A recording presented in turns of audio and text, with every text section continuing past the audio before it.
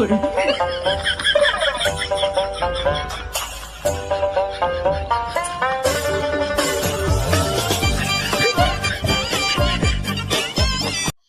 দিয়ে আজকে ক্ষেতটা দেখাই গে কিরকম হইলো।